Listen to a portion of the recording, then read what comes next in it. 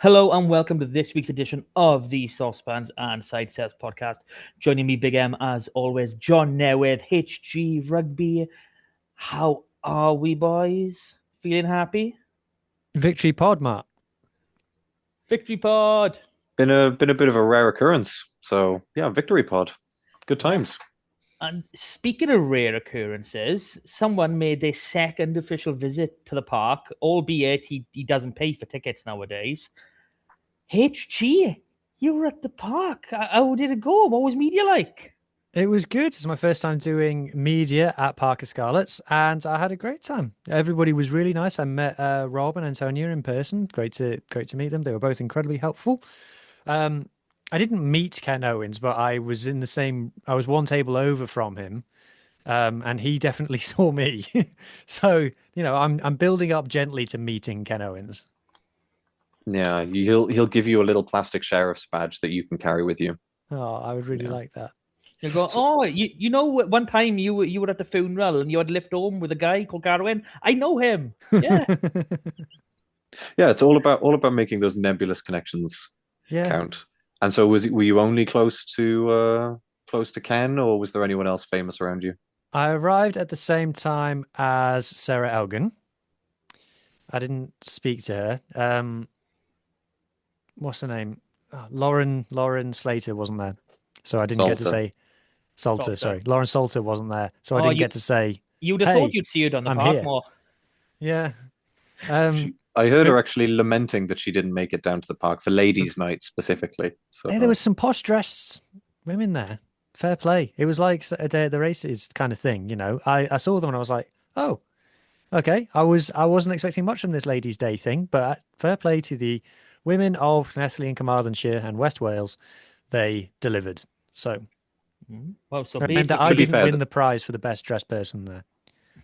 Even in your chocolate quarters? Even in my chocolate quarters, no. So I arrived at the same time as Sarah Elgin. Didn't speak to her. I think she was with her daughter or something. And we went up into the media place. Which is where? So if you're standing, like, where the tunnel where the players come out? Aye. So the media bits are to the left and right of that. So on the left, as we look at it, to the left is where all the media. So that's where Dave Rogers and Tom Shanklin and stuff with all the screens. I was on the right, above. I was literally the table along from the coaches. So yeah, that's why I could give you updates on what sweets they were eating and stuff. So yeah, that was the most important thing you told us during the game. That was the real insight. We knew they were very happy when they moved on to not Haribo's. What was it? Squashies. Dwayne Peel loves a squashy. Proper pink and white ones as well. Yeah, I couldn't figure out what it is. It was bugging me for ages. And then I think it's Sean Carney was sat there for like half an hour after the game. I was like, will you fuck off so I can see what that packet of sweets in front of you is? So that's there. And then there's kind of like there's got to be a more technical name for it than the hole. The walkway to the seats. I don't think this is a secret because it's got press room written on the door. So I don't think this is a secret. So it's just beyond the food hall. Okay. And how would you rate because you were at Franklin's Gardens as well, right? So Franklin's Gardens, I've been to Quinn's this year as well. And how does it stack up? The Scarlet's Media Room is the biggest. I kind of thought that, by the way, you kind of forget it if you don't go to it very often and you go to a few other rugby grounds and stuff. Parc Y Scarlets is an amazing facility. It's amazing that we've got that. Like, I thought that Franklin's Gardens and Parc Y Scarlets were kind of the same thing, just like one's got green seats, one's got red. I think the park is a step above. And by the way, I really liked Franklin's Gardens. Every time that I've been there, I really like it. But the park is just amazing. So anyway, it's the biggest media room that I've been in. Sarah Elgin was literally getting her hair and makeup done on the table across from me the whole time. Were you getting your hair and makeup done? I was not getting my hair and makeup done. So Come on. I walk in to the media room, and literally the first thing that I see is Ken Owens, and the door opens, and he looks up at me like that. And like any rational grown adult, I quickly scurried to the back of the room before he could say anything to me, as far away from everybody and everything as I could. And I literally opened my laptop and I started messaging in the group chat on WhatsApp on my laptop, like, I am typing this to look like I'm doing something. Yeah. I do not feel legit. I know I've got my wristband that the guy on the door gave me to prove that I am in fact media. But I just everyone else seemed like they were doing work, so I didn't want to just sit there, obviously eavesdropping on Ken Owens' conversation, which I absolutely was doing, and just started typing messages. Yeah. So as the day goes on, obviously you got a bit of a telling off, didn't you? I did had in the end 2 journalists asked how come I was wearing a Scarlets jersey and how come I was cheering for the Scarlets in the media bit. Because that's the thing. You might part of that imposter syndrome thing. If you are sitting there in your jersey, having a great time around everyone who's doing their work. I mean, to be fair, good on everyone at the Scarlets who actually said, "Yeah, of course you can come. Of course you can take part. Of course you can watch and have access to the media room and everything."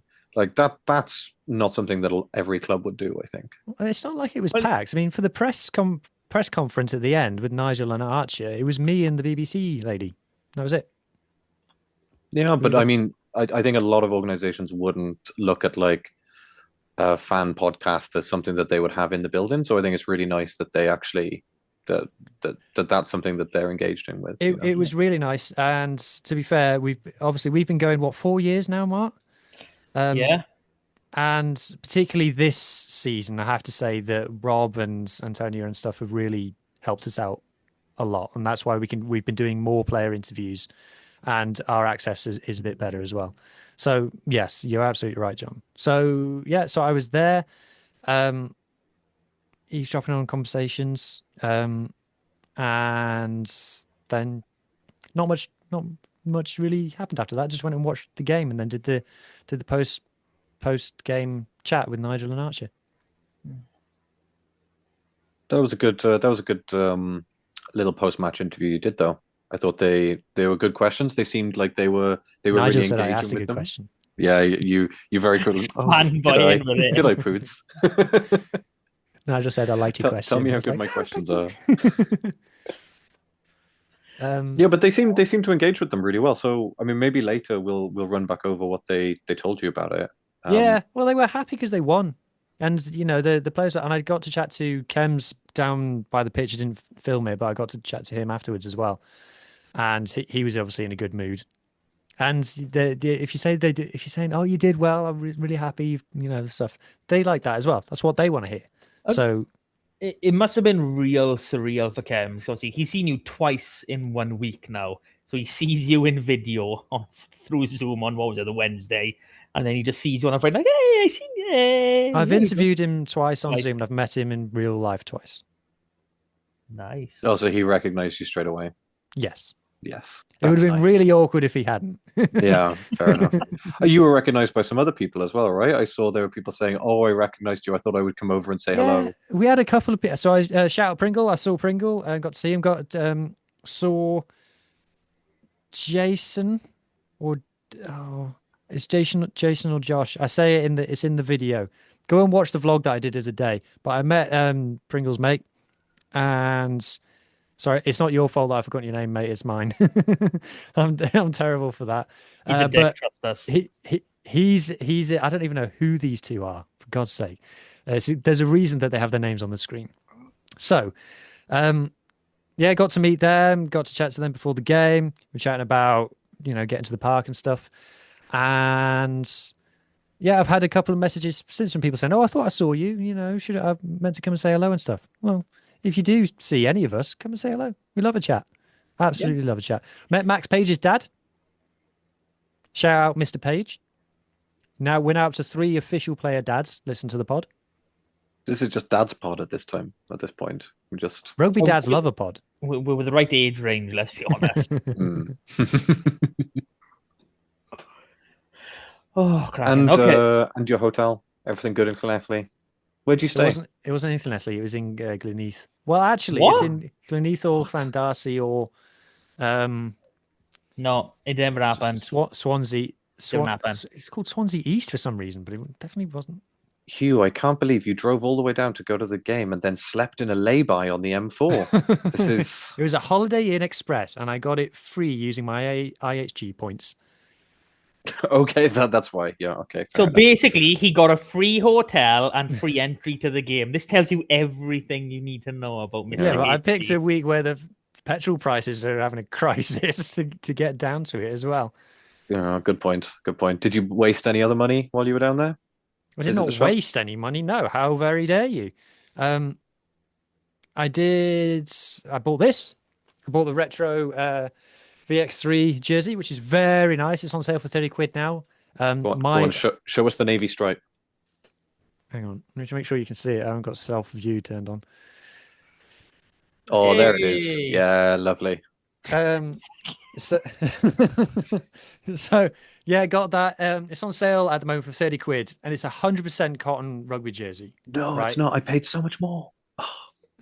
A 100% retro rugby jersey, 100% cotton rugby jersey is worth 30 quid of anyone's money, in my opinion.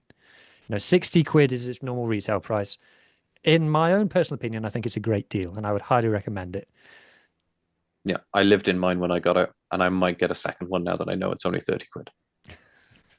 Ooh. They're real comfy. They're really comfy. They're really nice, yeah. And I bought a flag. I bought a flag as well, but I haven't found anywhere to mount it yet.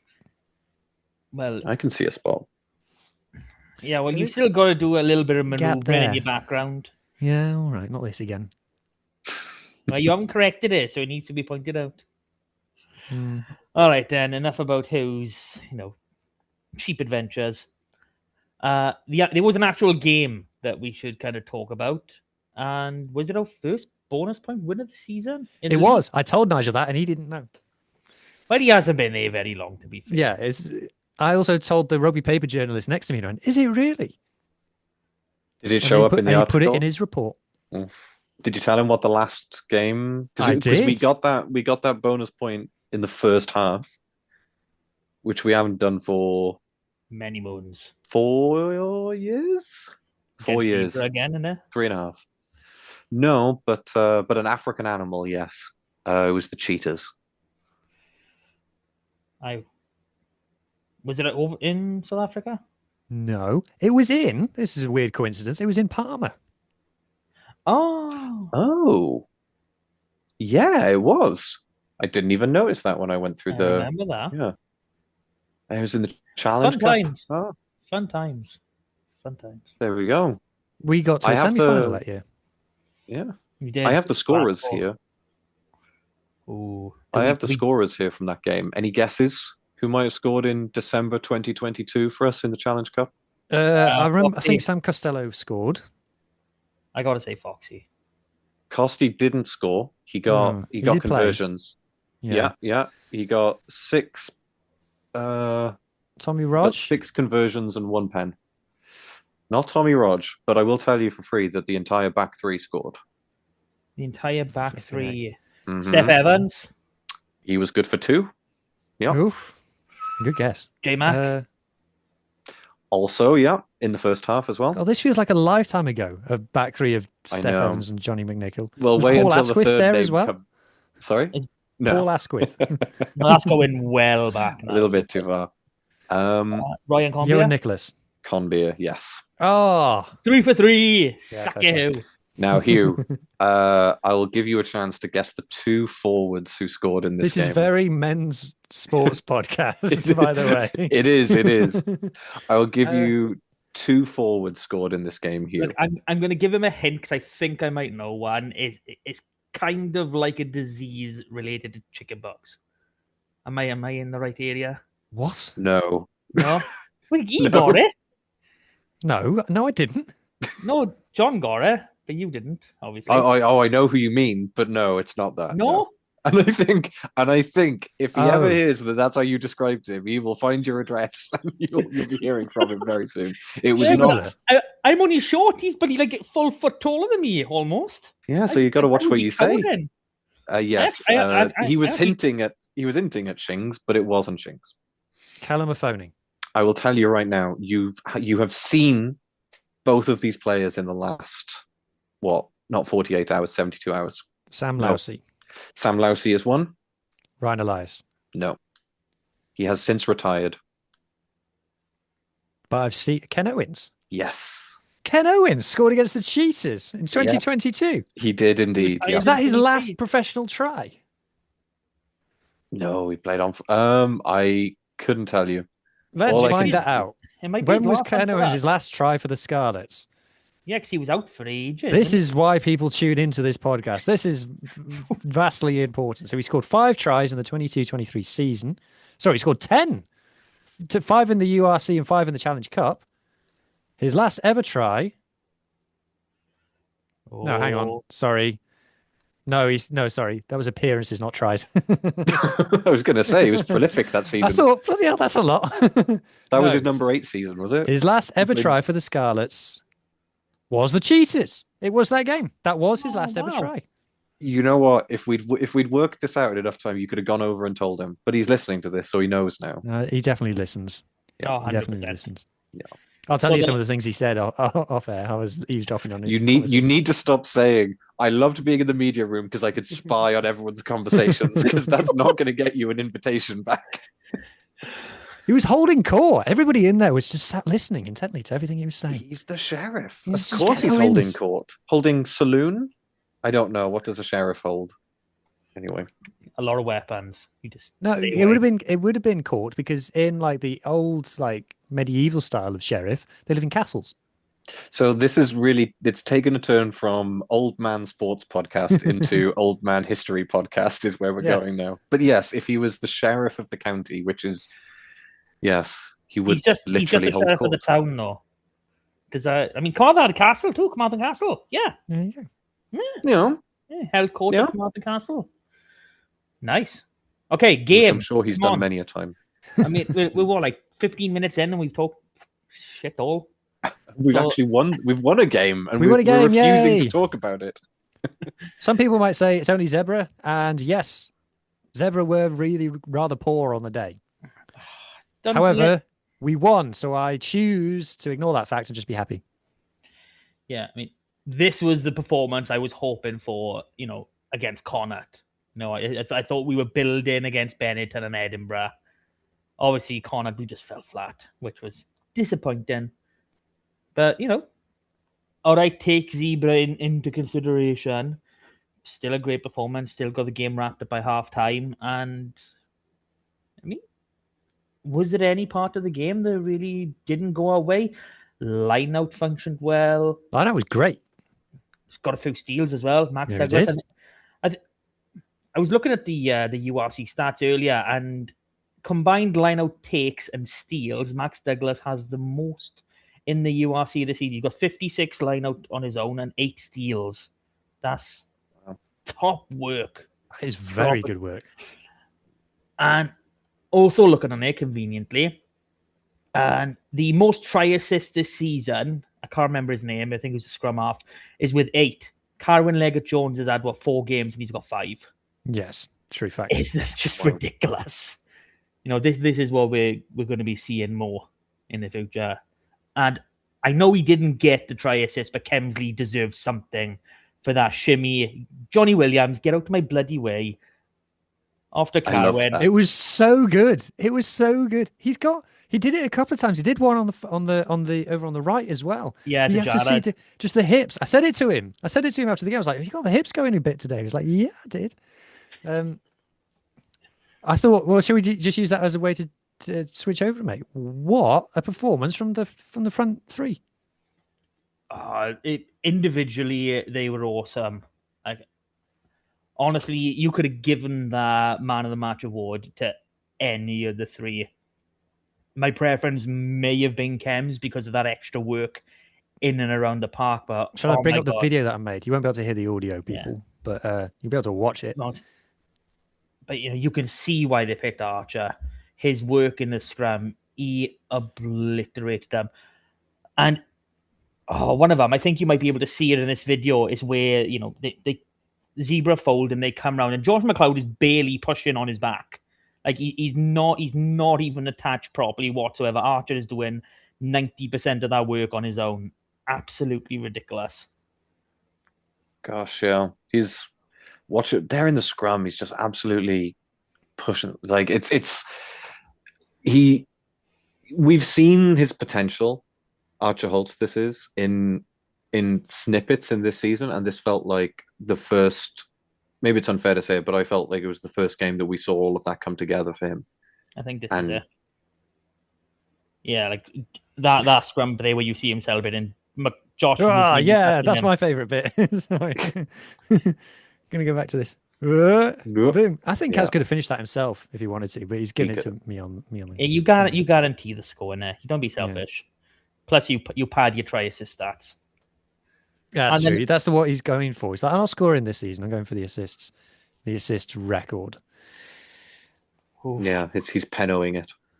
I mean, and the reason that I now love Archer Holz is that the first thing he said was, my mum's going to be really happy about this, and he was so sweet. And so when he came into the media room afterwards, I went, "Hi Archer, I'm Huw," and shook his hand. He went, "Hi Huw, I'm Archer." I was like, I know. When I interviewed him, he just came across as such a lovely guy who just like wholesome more than anything, who just loves his scrums. Like the moment we switched to talking about scrums in that conversation, his eyes like lit up, like he'd seen the love of his life across the room. Like he just wanted to talk about like his shoulder placement. Like he would have gone on for another 40 minutes on it just on that. And then off air, he talked a little bit in the interview about his mother and his mum's cooking. And then as soon as we finished, he was like, "Well, I'm going off for food with the boys now. But I tell you what I'd really like is a schnitzel that my mum makes. She makes it in this way. Sometimes she does veal, sometimes she does chicken." A nicer, lovelier boy could not have won man of the match, I think. Yeah, I mean, the way I look at Archer, I think he's just soft as shit off the ball. And like he seems like one of them that is just, you could swear around him and he go, "What?" He's that type. But you put him on the pitch and he's just a different animal. It's just brilliant to watch, and I'm gutted we haven't been able to see it in vast majority of games this season. Yeah, the hope now is that he can string a few games together. Really, that would be really nice to see. Hopefully, we can see him involved in more or less every game till the end of the season. But fair play, Gabe Hawley came on after him and progressing nicely, if we have to say so. Like, obviously, remember back to the start of last season when Huw saw him, I think you said he was a bloody unit then, 'cause he's like 130 kilos. Yeah, when he first came on for his first game against Leicester in pre-season, and I was like, "Oh my God, a house has just walked onto the pitch." It's amazing to think that was like one of his first ever senior games of bloody rugby. I think it was his first ever, or close to it. I think he was with Ealing first, so maybe he played the game for them. He was Brunel University all the time. I think he'd only played, university rugby up to that point. But Christ, he's going well for Drovers, obviously. But it's nice to see him get some minutes now and see how the rest of the season unfolds. Because like you alluded to in the aftermatch presser with Nigel, we are going to see some young boys come in, but not at the expense of the performance. Which we're not going to be putting like Quins out, or it's not going to be a Fandovery or Kamal and Quinn's dream team. It's going to be, we're going to see a few new faces, but responsibly. Which is what we've been calling for as well. That's what we wanted. So, it seems like a good call. You could get 5 or 6 boys in a 23, 3 start, 3 on the bench sort of thing. It's not going to overawe anybody at that point. But yeah, it'll be interesting to see what comes this week now when we're travelling out to Ireland. But before that, we haven't touched on him yet, and that's probably an inappropriate thing to say. But Max Page had a bit of a game. He did as well. Try that never was. Right, can I just have a bit of a rant about this? Because I've got strong feelings on this. And anybody who's seen the vlog, please go and watch it. Will know that. It was the best moment of the whole game, right? It was the best moment of the whole game. It was kind of he gets the ball and everyone goes, go on. ah, like everyone just goes mad. And then they TMO it in the stadium. It wasn't clear what the TMO call was for at all. It was like people thought it was a high shot, and people look at it and go, "That's never a high shot, man." And then he comes back and he gives it no try and stuff. Obviously, I'm just seeing it live. I was furious. I've gone back and watched it since. The knock on is marginal. If you actually listen to what the ref says, I can't see anything wrong with it. And the TMO basically goes, trust me, bro. You know, you can't see it on the replays that I'm showing you, but I reckon it's a knock on. And maybe it has. Maybe it's like 60-40, even 70-30 in favour of a knock on. But it's not a clear and obvious mistake. None of the players on the pitch were appealing for it at all at the time. And it doesn't matter anyway, because after the ball got knocked down, a Zebre player picked it up and kicked it down the field. So even if it had been called in real time, if the referee calls a knock on in real time, it's advantage over because he's kicked it away. So it's an out and out wrong decision from the TMO to disallow that try because of that. And even if it was like, oh, maybe it was right, maybe it wasn't. Right, it's a bottom of the table clash on a Friday night in the URC, right? The people have really gone out of their way, you know, not to go on about it too much, but to get to the Parc Y Scarlets on a Friday night, you have to go out of your way to get there, right? And everyone's there, and it's been a little bit of a flat atmosphere at times, and then that happens, and it's lifted, and that would have been in the highlights reels all week. Everyone would have been talking about that try, and the TMO's gone, oh no, I think if you slow it right down and watch it 10 times in super frame by frame slow mo, there's a little knock on in there. I just think it's not worth it. And sometimes I say this, I find myself saying this about rugby a lot. Sometimes we just need to decide what kind of game we want to be. Do we want people to get in their car and buy a ticket and come in and watch or not? Like, crying out loud. Yeah, I mean, even the fact it was just on the fact that you were saying, oh, we'd all be talking about it. I've listened to a few podcasts since the weekend. I've seen a few things online. People are still talking about this try, even though it wasn't officially scored. Like, it is still something people are putting attention to. So if it had stood, it would be even more so than that. But yeah, I agree with you completely. So one of the things I thought of was, oh, I need to look up what the protocol actually is. And yeah, they kick away. There's a change in possession. Protocol literally says if there's a change in possession, you can't go back beyond that at that point, unless it's foul play, which this wasn't. Here it is. Just what was that? 25 meters from his own try line. He kicks one, another 25. It's a 75-meter run with a kick in the middle. Like, that's amazing. Yeah.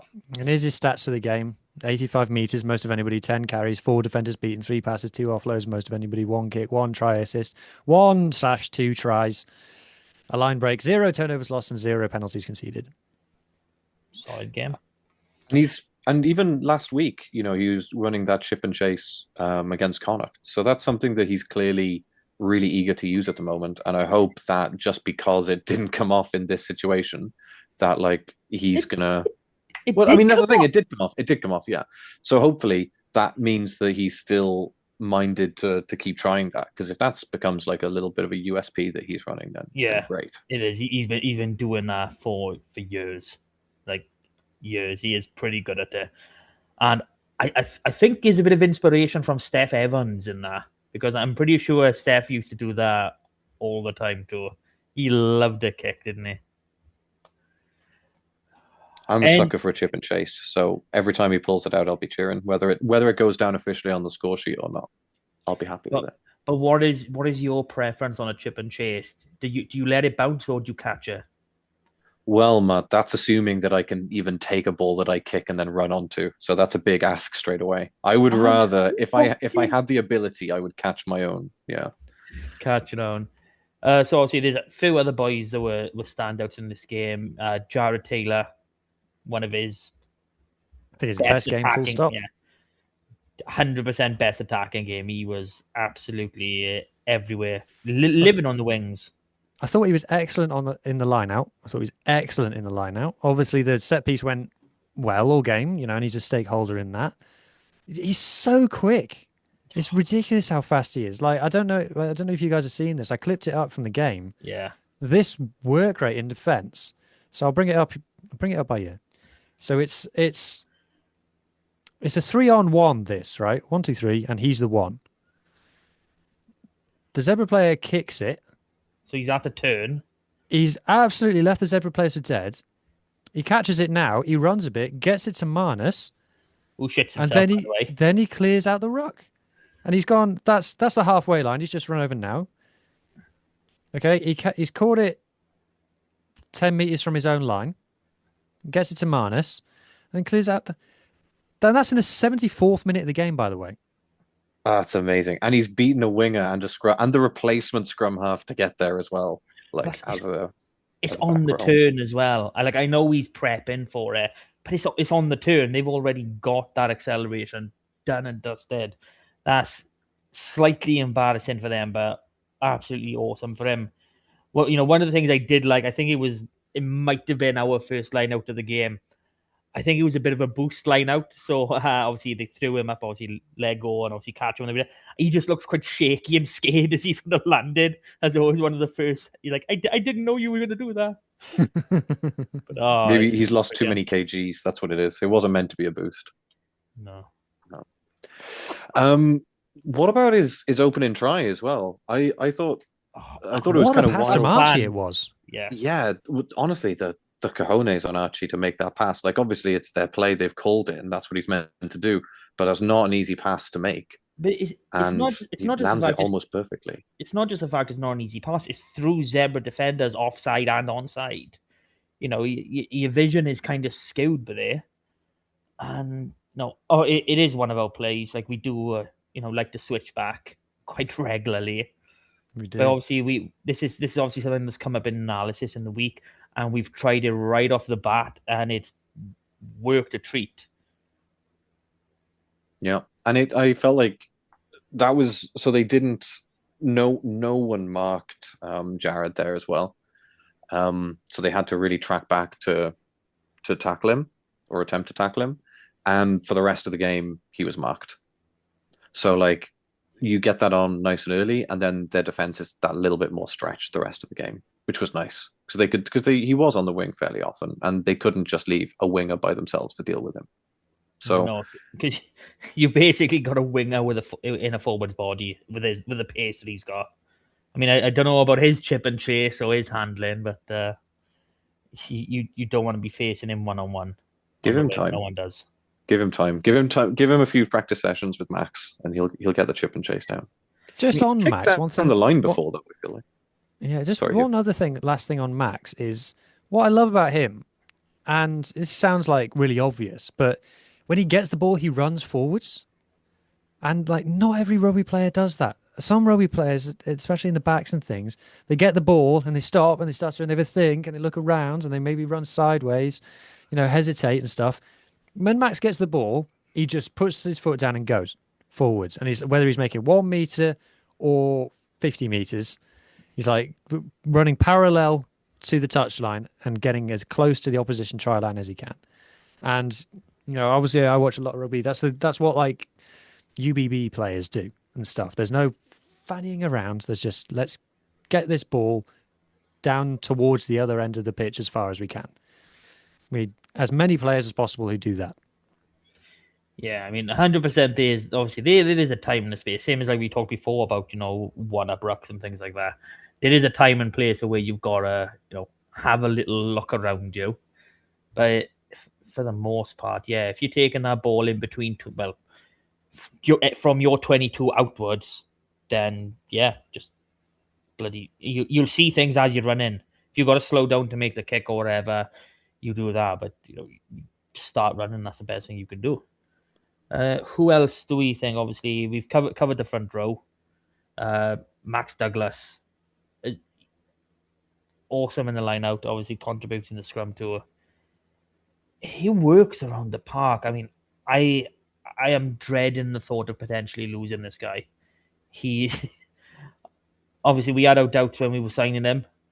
For obvious reasons, there weren't a lot on him from the Japan League One, but he's just absolutely outstanding. And I can't think of there being an actual replacement for him. Even if we could break the bank, I don't think there's someone quite like him available around at the minute. No, I don't think so. I think we and to be fair, like the props have to go to I guess he's one of Cubby's finds, and he has found some really good diamonds in the rough for us over the last couple seasons. And yeah, I can't imagine replacing Douglas with anyone. He's the closest player in style that I can think of is when Munster like to put Tyburn on the flank.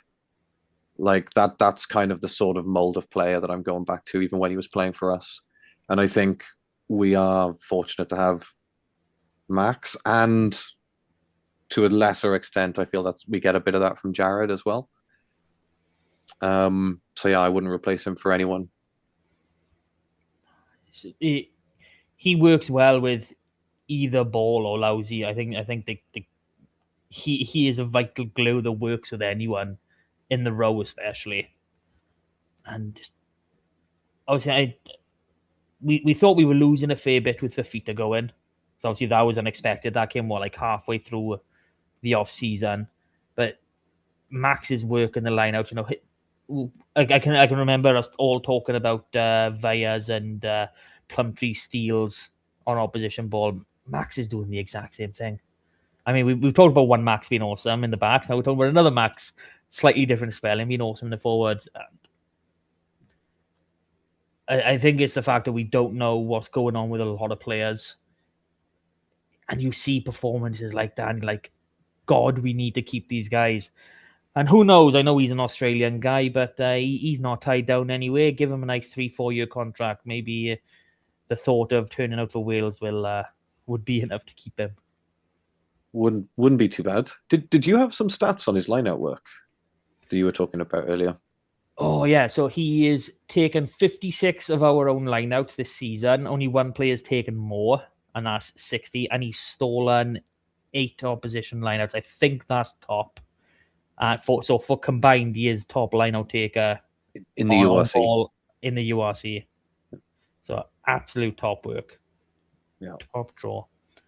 And I think last one, Fletcher, just solid as ever. I think our biggest... When he gets a head of steam up, he's terrifying.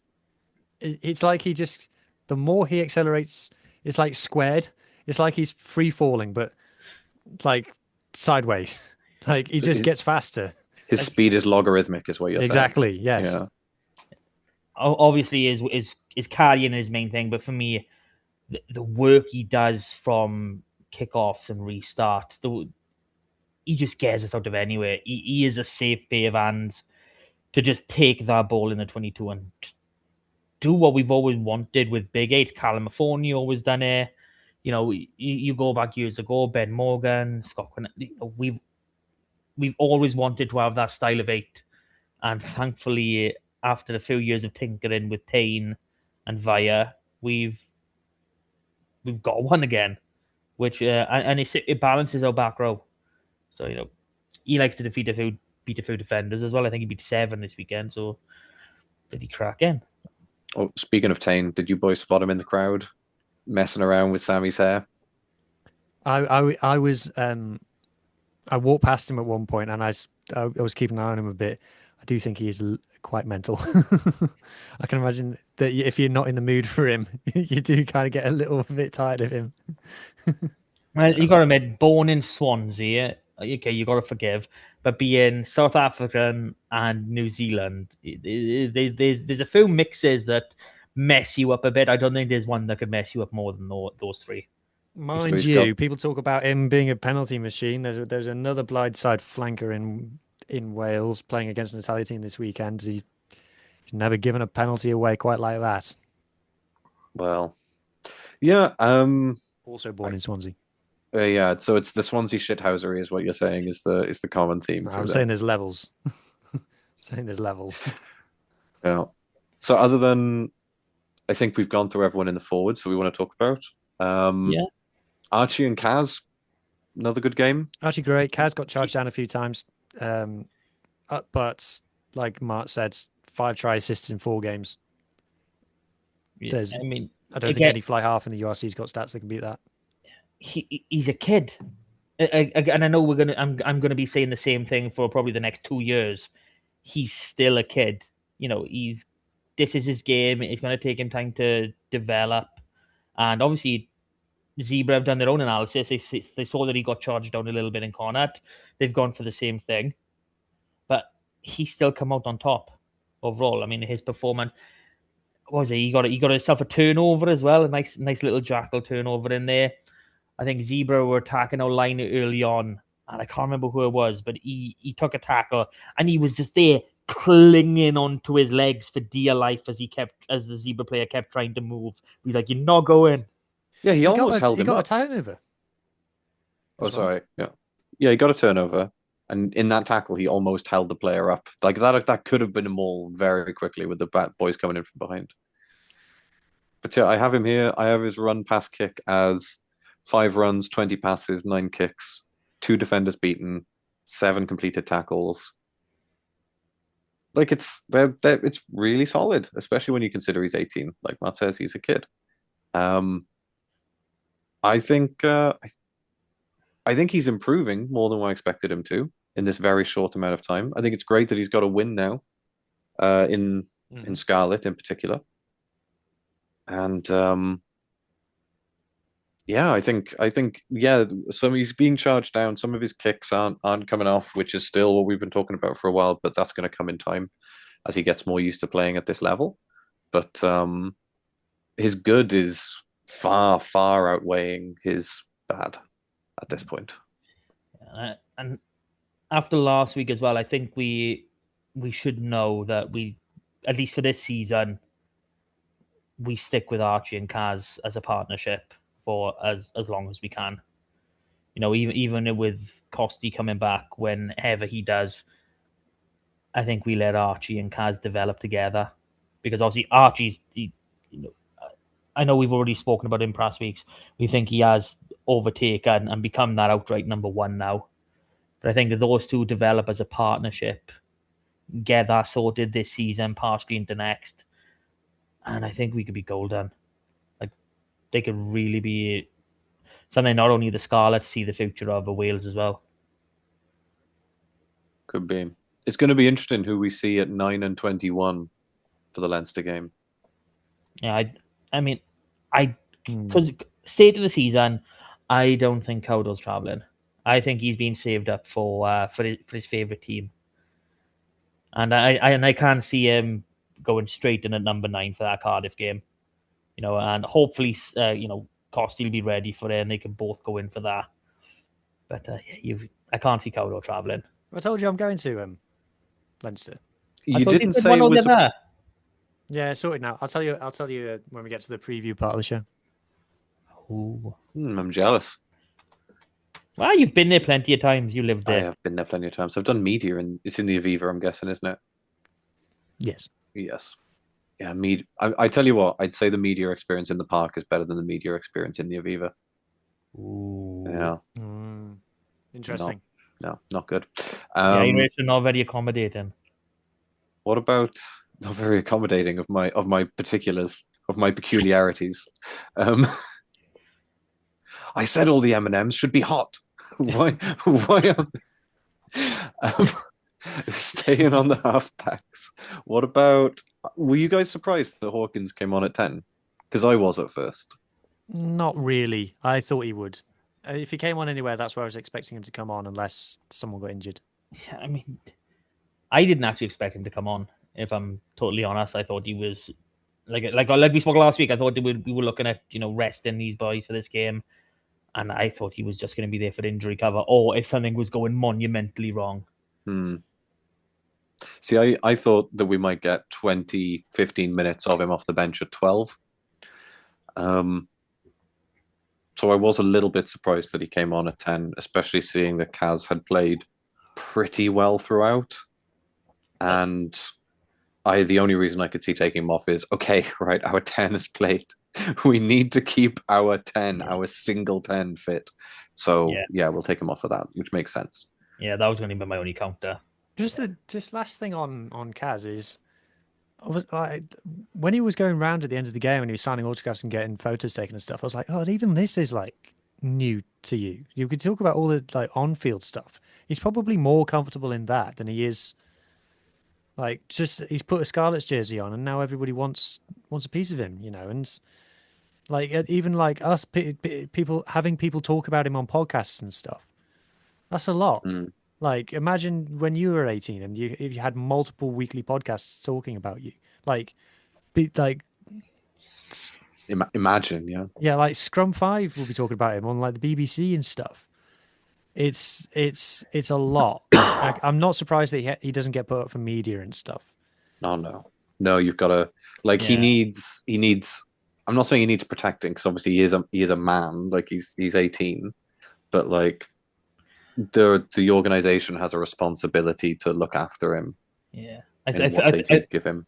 I think we'll try and break that media duck in a couple of months' time because I'm assuming he's going to go to the Junior World Cup. We'll see if we can get a couple of the 20s players to talk about. And where's that being held?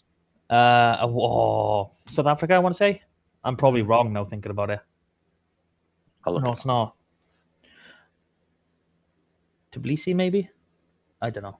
If it's been held in Tbilisi, I think they might be rescheduling that any second now. They're going to come back real strong. Yeah, like bloody hell. Okay. It is in Georgia. It is in Georgia. 2026 World Rugby Under-20s Championship. Tbilisi 2026. Ooh. Yeah. I mean, they do have pretty good age grade teams, to be fair. Well, not long ago, they were beating England for the first time. Yeah, they've all got full beards. I wonder why. I really do wonder why.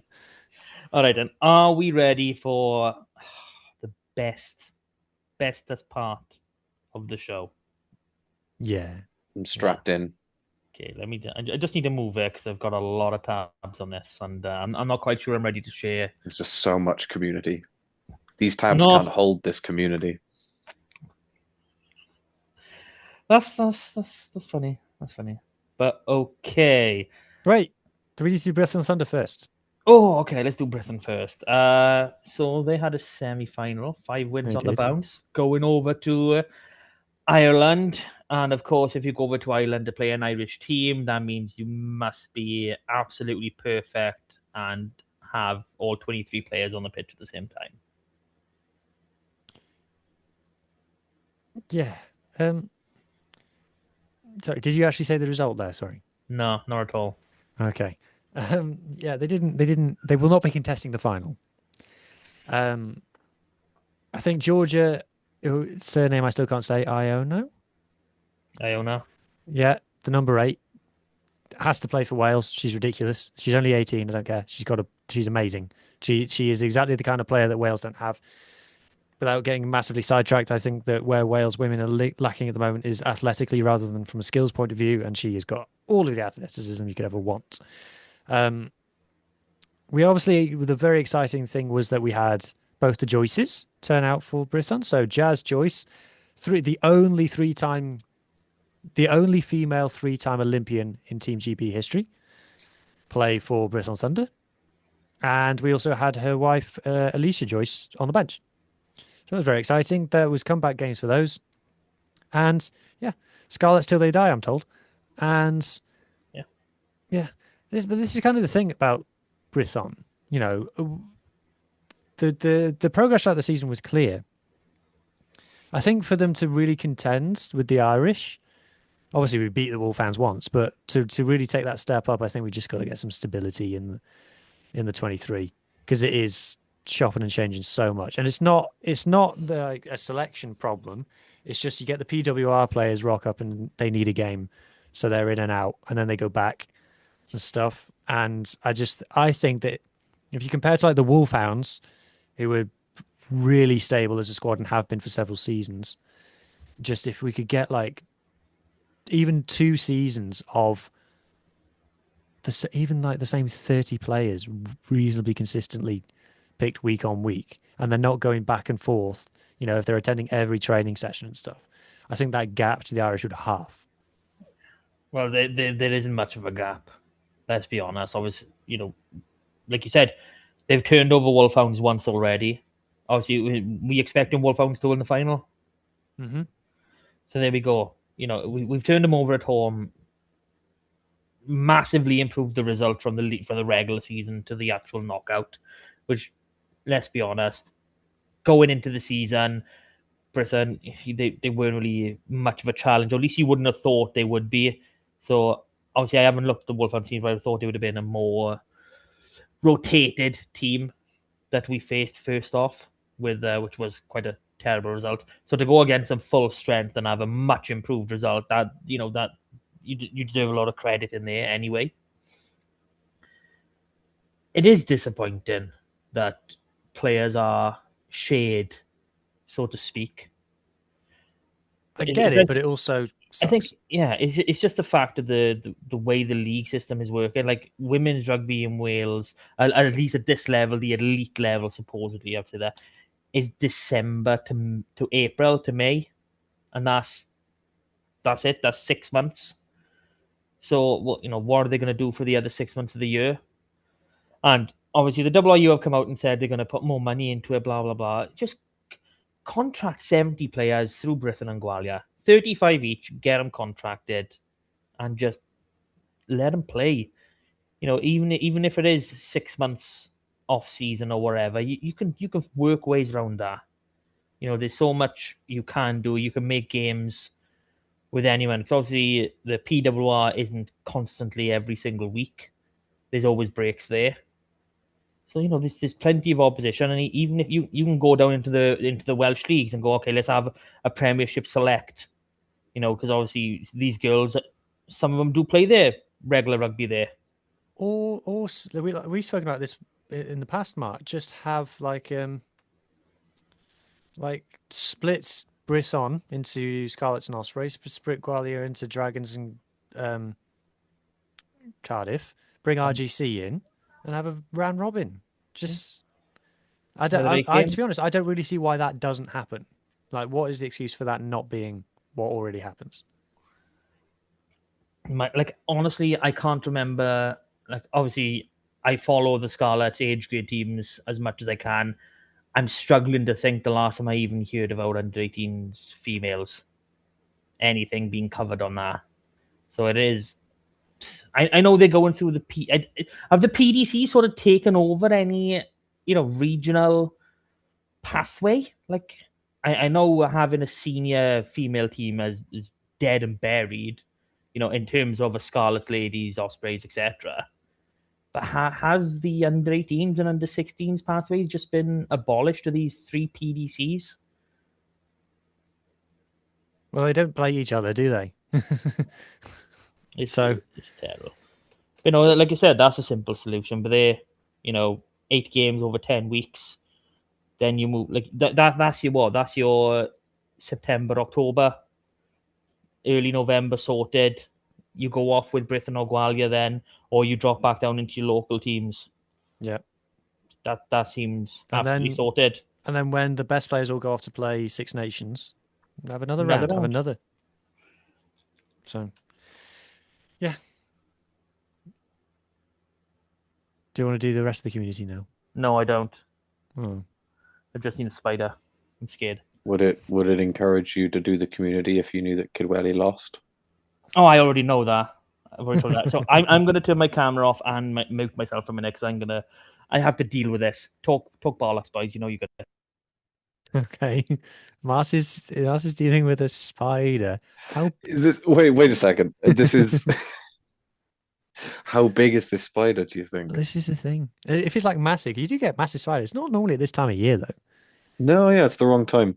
Maybe he's muted himself because he's screaming and shrieking very loudly while he deals with it, while he smashes it with a flip-flop. I hope he's not swatting it. You have to catch it with a glass and a coaster. Yeah, he's shepherding it towards himself with an old season ticket and a plastic pint glass from the park. No, it has been defeated. No. No, I'm not doing that. I hear that last bit, and people can hate me all they want, but it is no longer of the living variety. My heart rate is actually still going a little bit. I'm How big I'm a was it? baby. How big was it? Yeah. Christ, I haven't got my bloody probably leg span once I did about. I haven't got my ruler handy. Is that? No, I mean it was a thick one. Probably legs, probably about. It was never that big, Mark. No, it wasn't. That's The a thick small boy. one. What, you have tarantulas up there, do you? You have a tarantula in you. No, it wasn't. Honestly, it. I think some huntsmen may have emigrated up here. No. No, That one would be big. a man if it was that big. You've just killed a small man who was in your home, if that's the size of it. If I've killed a small man, so be it. Don't tell anyone. I killed a small man with my flip flop. Yeah. Okay, let's Okay. get this community sorted. Apologies, peoples. Apologies. I am a bit of a pussy when it comes to spiders. Okay, community this week. Back SRC full action. So Thursday night, we had Thursday Night Lights, Carmarthen Quins at home to Swansea, and I am banging my head against the wall for this one. John Newydd, I'm assuming you watched this too. The first half in this game, Quins were unbelievably dominant. Everything going for them. The scrum was a weapon. They were terrorizing Swansea's line out, and they were doing a nice bit of work. Jack Jones, on permit, or I think it is because he's normally with Drovers due to the lack of tens available for Quins. Put on a pretty good show, especially a nice little chip and chase over to set up a try as well. Yeah, a good week for chip and chases. I wasn't watching it because I was busy, and then I put it on, and the first thing I saw was Steph Jack do the chip and chase and regather, and yeah, so I thought, okay, I've missed an amazing game here. I'm only catching this just before halftime. Yeah. So is it 15-7 at halftime for the dominance Quins had, and they've struggled scoring tries all season. They needed at least another try in there for this one, but the second half it was just no one came out. It was like it was ridiculous, and I don't know what happened. No, I haven't spoken with John, Steph can you Thomas. see Mark's screen? No, Is it gone? I was hoping I would. Oh, Oh, there there it you go. is. Now I can see it. Yeah. Oh, How did you do that? I didn't do nothing. I think it's the spider. I moved my mouse. I think I Eh. blame the spider. I felt like Yeah. at halftime, I don't know, like I don't know how much blame you can lay at the Quins feet, because I felt like Swansea came out and took it in the second half more than Quins let them, is how it felt. Meh. Obviously, 18-24 to Swansea. Bonus point to late thanks to a late penalty by the one and only Aled Thomas, making his first appearance for Quins this season.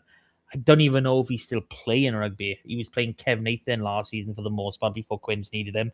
Again, for 10 reasons. But there we are. Boys, we had in this game, we had Ocean Williams, Steph Jack Jones, Thomas Williams, Gabe McDonald, and then on the bench we had Keanu Evans and Ben Williams. On to Saturday's fixture at Llandudno, travelled to the Brody Field to take on Bridgend. Fairly comfortable 26-18 win. Bridgend come back into it towards the end, but it is what it is. The top four battle is getting very tasty. So if you're liking this stuff, SRC podcast normally out on a Thursday. Get your fix. We had Harry Thomas and Tian Sparrow start, and then Tom Phillips, Carmarthen Quins, Yestin Cook. I'm annoyed about that, and some people have heard I'm annoyed about that, but I've been told he'll be back in his usual colours pronto. And Dan Gemin, who I haven't seen in a while either. I think he's actually been involved with us for that. That's a name I haven't heard in a long time, Dan Gemin. No. On to fixture this week. So Quins are playing at the normal time of 2:30 up in RGC. That is a tough game to come up. And then on television, I say television, S4C, so YouTube as well. Llandovery are hosting Cardiff. This is a proper top of the table clash. Oof, it's really, really hard to pick a winner out of this one because Cardiff are drip feeding those under 20s boys' backs. Llandovery not really firing on all cylinders. It's going to be tasty. It's going to be great. Get and watch it. So as we go down, Premiership, Cleffrey Wanderers, again, a poor second half. They were winning 31-15 at halftime against Pontypridd, and they go and lose 34-31. So that's a pain. Like, considering the battle Wanderers are in, that would have been a hell of a result. Llangennech not getting any joy up in Merthyr, 63-0 down, and Narberth just narrowly missing it against Astrodronda, 30-25. Saturday, Cleffrey Wanderers travelling to Crosskeys, Llangennech hosting Astrodronda, Narberth hosting Brecon. Down into Championship West, Aberystwyth losing 36-21 at home to Glenneath. Ammanford a resounding 60 points to 15 win at home to Gowerton. And in our own little derby, Newcastle Emlyn winning 12-35 away to Crymych. Hopefully securing Emlyn's place in Championship West for next season. Can't see him going down now, even if they lose every game. So fixtures, we've got Ammanford travelling to Tondy, Aberystwyth travelling to Gowerton, and Crymych travelling to Trebanos. Over in One West, we had a midweek game, Hendy 29, Lambert 21. Buryport winning 41-19 against Larne on the Saturday, as are the rest of these games. Lampeter basically doing some things to John. 81-17 at home against Kidwelly. I mean, you just don't turn back up after That's that. a bad loss. It is a bad loss for One West as well. You maybe drop one more league, I can expect it, but that's ouch. St Clair's 29-22 wins over One Allied. Swansea Uplands beating Hendy 34-22, but 2 games in a week. Give them 3 games in a week, I think, actually. Give them a break. And Tenby winning 27-24 at home to Vellinvall. Saturday's fixtures, we've got Buryport under One Allied, Kidwelly hosting Hendy. That's nice and local. Larne at home to St Clair's. Down into 2 West. One game was postponed. That was Nantgaredig against Betos. Aberaeron 76-15 win at home to Whitland. Carmarthen Athletic 39-24 win at home to Pontydilais. De Croix going down 32-23 away to Lucca. And Fishguard drawing 24 away to Pencloud. Then Saturday sees Aberaeron at home to Carmarthen Athletic. Fishguard hosting De Croix. Nantgaredig welcoming Lucca. And Betos travelling to Pencloud. 2 West Central. Brynaman narrowly losing 29-25 away to South Gower. They will be travelling to Birchgrove this weekend. 3 West, United losing 26-33 at home to Cardigan. Llandilo, big win, 76-14 away to Narberth Athletic. Huw's New Dock Stars, 42-28 win at home to Milford Haven. Trimsaran, 34-27 at home to Halford West. And Neyland, 34-22 win away to Tumble. Saturday sees United travelling to Harvard West, Llandilo hosting Narberth Athletic, Trimsaran travelling to Milford, and of course Huw's New Dock Stars hosting Neyland. 4 West A in the second little derby, but this time between seconds teams. Newcastle Emlyn Dragei 73, Tyrone Crymych 0. Clean sweep for the Emlyn. Pardon me. Pembroke Harlequins Moving the microphone achieved absolutely nothing there.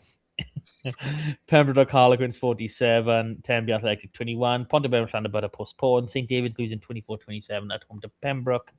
Saturday games, we got Pontypridd at home to St David's, Tyrone Crymych at home to Tenby Athletic. 4 Westby, Fall Bay winning 46-29 at home to Pontypridd. Furness 38-37 win away to Pantavannan. Pennebank losing 29-31 at home to Binya.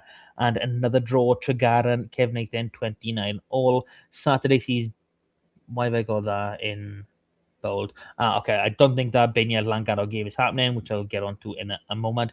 Kevnathan at home to Llandibby, Pantavannan at home to Fall Bay, Furness travelling to Pennebank, and Pontypridd welcoming Tregaron. So it is Cup week and it is semi-final Cup week. So we've got a few teams still left in the Cup systems, but only lower down. So hang on. Why didn't I have New Dock Stars highlighted? That's bad. New Dock Stars are not in the league this week. Bye fixture. Oh. So Division 3 Cup, we got Scared they are. That's why. Huw's New Dock Stars are facing Ricos in the Division 3 Cup semi-final, which will be played at Tonmawr, and I have it on good authority that Huw will be travelling from Ireland to Tonmawr to support the boys. Yeah? Yes, but due to reasons that I cannot disclose, I shall have to travel in disguise, so you won't see me there. Fair enough, fair enough. The other semi-final in Division 3 sees Tumble against Resolve, and that is at the Knoll. Oof.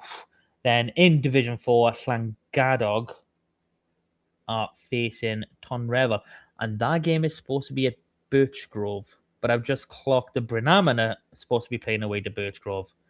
So there's some logistical issues going on here that some people haven't worked out. Okay, so just quickly, I'll jump into the youth section before the women's. It's just the one game. So the WIU Cup semi-final between Bargoed and United finished 20-all, but courtesy of being West Walians and like scoring points through tries, United go through one try count. They will now face Pontypool United in the final. Over to the women's side. Apologies for not mentioning this game last week. I was stupid and blind not to look in the cup section. I all thought it was this week. Bury Port women losing 63-5 against Llandaff North in the Women's Cup semi-final, I believe that was. In the Championship, Haverfordwest losing 31-12 away to St. Geneth, Whitland, and a simple postponed. Sunday sees Lampeter travel to Gwynedd, Haverfordwest hosting Old Penarthians, Whitland travelling to Llanford Vardra, West Wales League, Newcastle Emlyn women winning 45-5 away to Morriston, and Pembroke beating Tumble 68-26 away. Sunday game, we got Pembroke at home to Morriston. And you may have just heard Newcastle Emlyn have won 3 games in the seniors. Their youth team actually won the Carmarthenshire B League Championship this past weekend as well. So it was a clean sweep for friends of the pod, Newcastle Emlyn. So well done to those guys. That's the community game done and dusted. Magic darts. Magic. Always magic. As beautiful as an experience today as it was the first time. And it always will be. Okay, Leinster away with Europe on the horizon. Not for us. With a holiday on the horizon for the Scarlets. Yeah, we're going to Dubai, guys. This is going to be great. Maybe not Dubai. Not now. No, it was the only place we could afford. It was the only place. They got bloody hell, cheap to Dubai are cheap. Let's get going. Well, Mike Phillips is gone. I can get you a deal. Well, boys, I have suggested, because now we have hit a bit of form against Zebre, we probably don't want to be missing 2 weeks of action. So I suggested maybe we get a Scarlets 15 in Quinn's colours in a couple of weeks' time. You know, just for fun. That'd be nice. Wouldn't be the worst. Especially against Ebbw Vale on that second weekend. That'd be a nice game to watch. A really nice game. But yeah, so obviously, John, you are our sort of expert on Leinster, having lived and breathed there. What should we expect? That makes it sound like I was a Leinster fan, and I will not be sullied with that. You may not tar me with that brush. So basically, we're going to edit this slightly now. I mean, I speak to a lot of Leinster fans a lot, and I do watch a lot of Leinster games for that reason, because a lot of my mates are Leinster fans. And generally, I think you'd both probably agree that Leinster are underperforming in the league overall this season. 5 losses after 13 rounds is already their joint worst ever URC campaign. I think even if you look at the league stats, they do still show up fairly highly on defense, but the URC ranks them as the 14th lowest team in defense. I will caveat that defense ranking page, which I'm very well aware of. I believe that it currently ranks the Dragons as the best defense in the league. No, it's in reverse order. So first is the worst defense. It's not. No, it's calculated by tackle success, I think, more than anything else. Yeah. It does not take into account how many tries or points you've conceded. It in no way factors into how the URC rates your defense. It works it out based on turnovers, tackles completed. That's its algorithm. Yeah, and it's a flawed system. It's a flawed system, but they're They are underperforming. They've been underperforming since they went on that losing streak at the beginning of the season. Even in the Champions Cup, even though they've won every game, it's still They're not firing on all cylinders. Their highest is probably an 80% Have you of seen what they're Rico capable Ioane of. play for them? It's pretty shocking that you can bring in such an established quality center and he looks worse than your academy prospects. I think it's very odd how he's playing for them, and I feel like it speaks to some wider problems that they may have in the club. Um, I wouldn't worry about him. Also, I mean, he will probably be playing this weekend. That's not what I mean. What I mean is like I don't think he is. I don't think he is particularly indicative of the club themselves. I think he's a bit of an outlier for them. I mean, obviously, we saw Jody Barrett there last season. Obviously, Rico Ioane. Is there actually a centre problem in Leinster, or is this just for shits and giggles? It's just for shits and giggles, really. I Yeah. mean, I think it might just be because Gary Ringrose is injured a lot, and they normally lose boys to because Henshaw and Ringrose would be their partnership otherwise. So they're probably Mm. looking just the attrition there and going, Ringrose is injured a lot.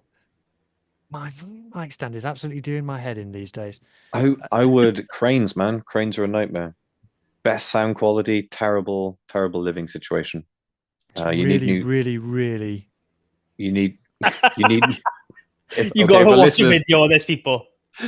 for listeners, what's happening is Hugh is having to hold his microphone in place because if he lets it go, it just goes up to the It ceiling. just goes. It just Yeah. leaves. You need new 3, 2, springs. My 1, microphone go. is sick of the sound of my voice. You need new springs. That's what you need. You can buy them on Toman.com.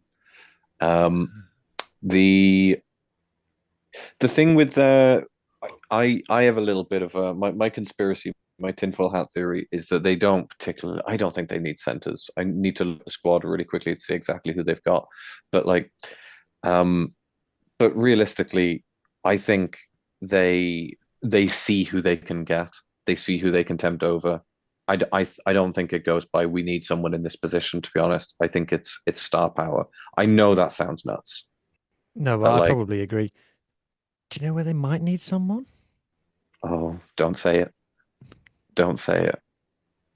This is a safe space right now. We haven't been banned from any Irish Central subreddits or anything like that. Yeah, I know. All right, I won't say it, but Say No, it. say it. Come on. Do it. the fly half situation is tricky. It's yeah, it's a big problem. Um, it's a big problem because even at the Leinster level, it feels like they can't back a 10. And like I said, I speak to people about Leinster rugby fairly regularly, and I feel like if you ask 10 Leinster fans, they'll give you, well, they can't give you 10 different tens, but you know what I mean? Like everyone has a different opinion on who should be starting at 10. We'll give you a different And variation. yeah, it's just no, and the problem is if you put Prendergast on the bench, for example, like he seems to come off and play quite well. And so it's just become this carousel where they just can't settle on their first choice 10. Um, it's a really strange issue because we're used to, and I'd like to say, you want to say like in the last 5 or 10 years, we're talking the last like 15 years, 16, 17 years. Leinster have just, their whole thing is that they've been settled, they've been stable. You knew exactly what you were going to get with them. And this feels like the first season in a long time where they are a little bit more unpredictable and you don't know who's going to turn up. The 2 losses in a row because they lost to Cardiff in the Six Nations kind of gap, and then they've lost to Glasgow. Battered them as well. And if you look at the team sheets on paper, Glasgow's team sheet, respectfully, if you're not a Glasgow fan, you're like, who? I mean, it's the team that we beat, really. Yeah, it's the team that we beat 23-0. Yeah. And they thrashed Leinster. Like, the real question is, how do we think Leinster are going to react to that loss? Because on one level, you can say they lost a game, which, okay, by Leinster standards in a normal season is enough to be a surprise. But they lost it away to league leaders, and Glasgow are good. Like Glasgow are great this season. And yeah, we can say that it's the team that we beat back in the autumn. That team, as in the sort of Glasgow B team, since then have played more often together. They have a lot more cohesion. They've improved an awful lot. So it's not exactly the same as the team that we beat. Yeah. Like for me, from what I'm seeing, just looking at the fixture, they're going to expect to win their round of 16. They're going to expect obviously the quarterfinal as well. They got Ulster away the weekend back after that. I can't see them going full out for 4 straight games. I just can't see that being a possibility in Leinster. So I do expect to see a rotated side for this one. This is the thing. I think the last time we went there, I think it was the last time we went there. I think they went full strength and we rotated. We sent a B team over and they went full strength. That might have You're been talking Charlie Titcombe. It was Charlie Tickham's only start for the Scarlets, yeah. This is the 35-5, I remember that. semi-final. This is the quarterfinal. Sorry, last year. Oh no, the one before that. No, the one before sorry. that. In the the league game. Yeah. Because obviously we beat them in the league last year when they came to the park. And then we played them 2 weeks later in the Aviva. Or two. However many weeks, It was good. We gave them a game. Gave them a hell of a game. It was a great game. The hardest game of the playoffs. It was as well. Genuinely, it was. And now look at us. Fuck's sake. Well, look at them. Them being in fourth. I feel like is more catastrophic for them than us being in 14th. For the first time in a long time, I genuinely don't know what to expect from Leinster, and I really don't know what to expect from them this weekend. To touch on Zebre again really briefly, like Huw said, Zebre were poor, but they were uncharacteristically poor compared to how they've played the rest of the season. They haven't been great. They haven't gotten many wins, but they have played better than that in every game that I've watched them play. And so part of me wants to attribute that to the boys, bringing Zebre's performance down to a certain degree. I believe that there is enough lack of belief in this Leinster team that they can do something similar. That'll do it. You're an engineer, right? You've engineered a solution. Yes. Huw has counterweighted his This mic is not crane. an aesthetically pleasing solution, or is the solution that I have developed. If you leave it blurry, you'd never know. I have no idea. I have no idea what to expect from Leinster, to be honest with you. Okay, so what do we expect from us? Obviously Eddie James, Joe Hawkins. Are we expecting these boys to? That would be cool, especially because we got a couple of weeks off after. So, I think the one thing we need to mention, obviously, Marnus going off towards the back end of this game. Obviously, Henry Thomas coming on as our hooker, which was surreal. It was bad enough him covering loose head, but having it coming on as a hooker for however many seconds was surreal as well. So yeah, I mean, I know I specifically will say I want the young kids given an opportunity. Percenters wise, I think Eddie James definitely comes back in, 100%. That would be cool. I would enjoy that. Can I tell you what I'd like to see and what I think is going to happen? Go for it. I'd like to see Kaz. I'd like to see Hawkins. I'd like to see James. I have a feeling at the back of my mind that they might put Hawkins in at 10 because they don't want to put Kaz out away in Dublin this early in his development. I mean, I need to revisit what Nigel said in the interview because I got the vibe that they are going to do that. Yeah. I mean, I think considering the parameters that we're currently working within, I think not starting him would be more detrimental than actually starting him. Saying, "Oh, you're the only fit 10, but we're not going to start you because we don't think you can handle it." I don't see. Like, I know they wouldn't say those words, but that's how it would read. That's how that's how I would interpret it if I was in that situation. I think you just go. You trusted in the jersey, just keep it going. Yeah, and like I say, I'd like to see him start. I can when I was thinking about Hawkins coming off the bench at 10, that when I was watching it back today, that popped in my head. Are they giving is it not that they're taking Kaz off? Are they giving Hawkins minutes at 10? No, No. not in that situation. Not with that scoreline in that game state. No. Obviously, Nigel's come out and said, more or less as soon as he came back in. Yeah, first thing he said George at basically was 12. like, this guy's a censor. Yeah, fair enough. Then I would, like I said originally, I would like Kaz at 10, and I would like to see Joe and Eddie outside him. Which that would put Max back on the bench. He is pretty good off the bench. He is. He'd have a few opportunities for the chip and chase off the bench. 100%. Halfback's the same. We all agreement. I don't think there's any issues with it. I'm wondering what young players we're going to see, because I don't think they're going to go full strength. So if they go Joe and Eddie in the centres, then I think they'll put someone young in the back three, maybe Jack Davis or... No, it seems Huw and Jon is preferred now for... Yeah. After one game? I don't know if it's a case of Huw and Jon's obviously signed in the summer and he was already going to be over Jack Davis in the pecking order, and Jack's performances, regardless of how good, haven't changed that for whatever reason. Because obviously at the moment Huw's been fit again, he's just slotted straight in. So that's one that we can only speculate on, which I don't understand. I really don't. I would rather see Jack at 15 right now. Yeah, I could see Yohan on the bench potentially. I didn't say it when we were at the beginning of the show. I thought Tommy Rodge, despite the fact that he didn't score a try, had a very good game against. Oh, very Zebre. good. Especially in close contact, his footwork, everything. He made me. Footwork from all the players against Zebre was excellent. I thought really excellent, and that kind of brings us on to it. It's another game where we're probably looking at performance over result. Yeah, but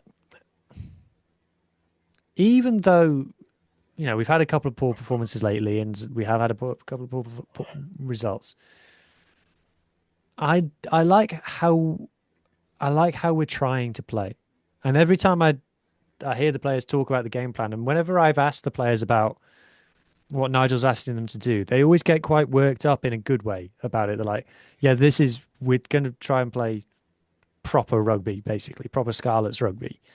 And, because there are style points with us.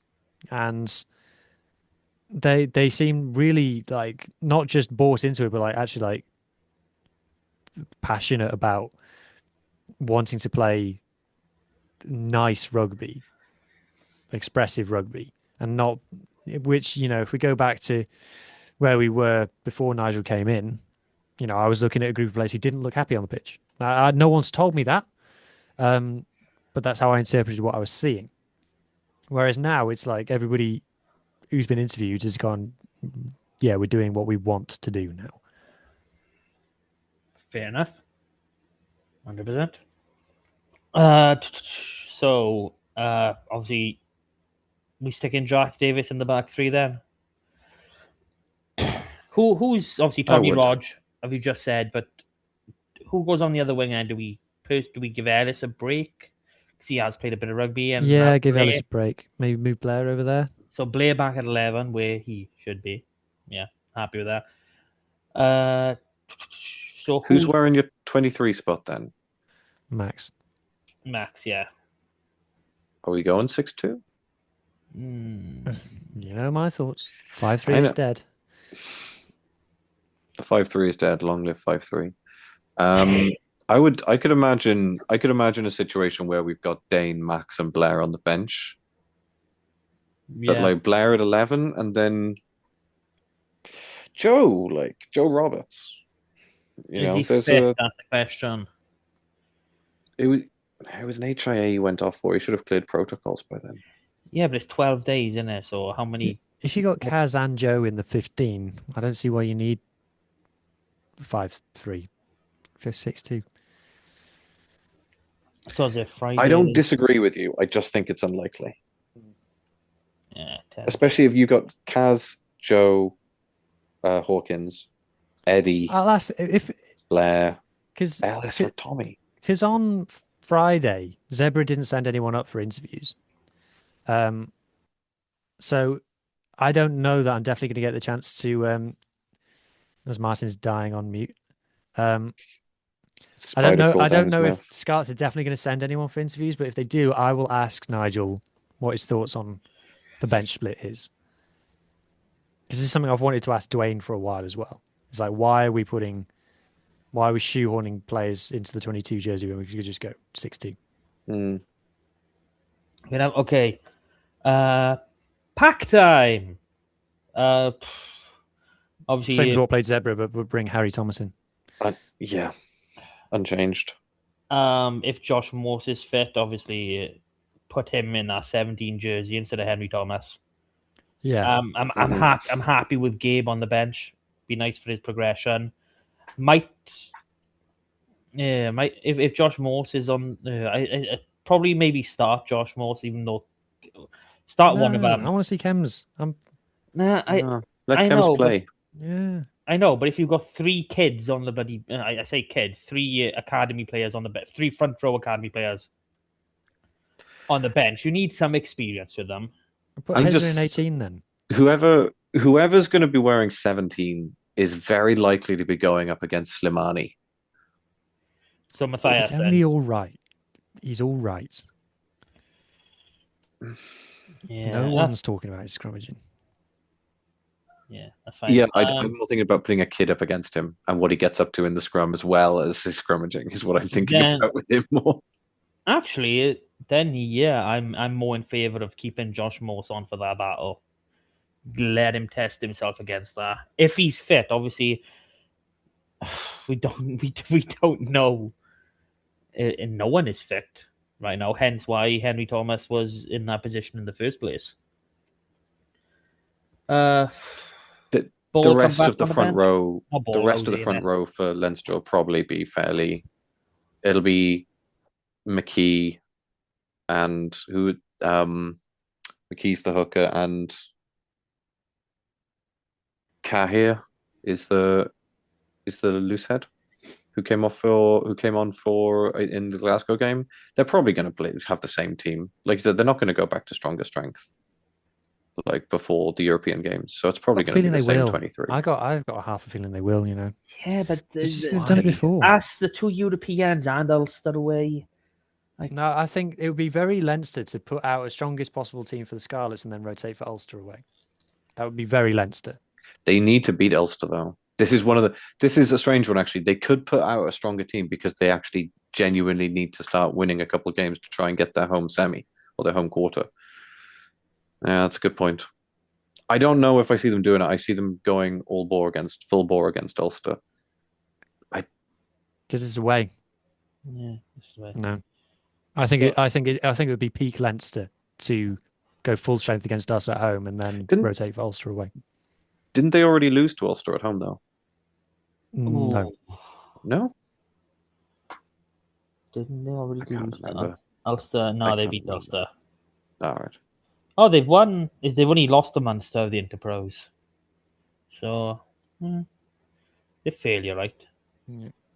So, yeah. I need to think of a question to ask the Leinster captain, whoever it turns out to be. I'll have to Google him while he's sat in front of me.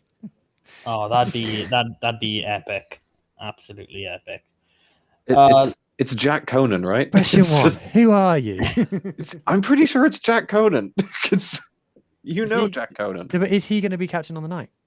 Oh, that's a good question. Yeah. That's what we're talking about.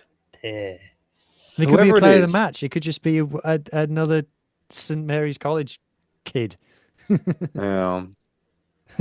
If it's Jack Conan, ask him first of all, just what do you think of Jack Conan, and hope that it is him or not him. And what we're going to ask Leo Cullen. So, Leo, is it all Jack Nibber's fault? God. I met Leo Cullen once. Awful public speaker. I did sound for him at a speech he was doing. Gosh, he couldn't motivate anything. So I don't know how it goes in the team room, in the locker room, but like, God. Okay. Do we want any other different in the pack then before we do predictions and finish up? No. No. Who's not available? Maybe I would swap Ball and Lousy. Lousy on the bench, Ball start. Ball back in for this game then, yeah. I mean, I would like to see one of our academy back rowers, whether that's Ocean Williams or Tian Sparrow. They seem to be the two that played. I'd like to see them given an opportunity. So I know obviously Dan Davis did steal Marnus's try, so he does have a try to his name. But I think it's time we look at one of them. Even if one of them started and maybe Taylor or someone was on the bench, even though that feels criminal after this performance. But it's how you shape it up. It seems as though I'm loading the bench with kids right now, and then just one old guy in ball, or Housey, or whichever one it turns out to be. But okay, so predictions, and obviously Scarlets by 2 is not applicable as always, and as always, someone will go where and pick Scarlets by 2. So, John Newydd, what are we thinking? Scarlets by 5. Scarlets by 5. HG. Scarlets by 2. Say where first. You gotta... where Scarlets by 2.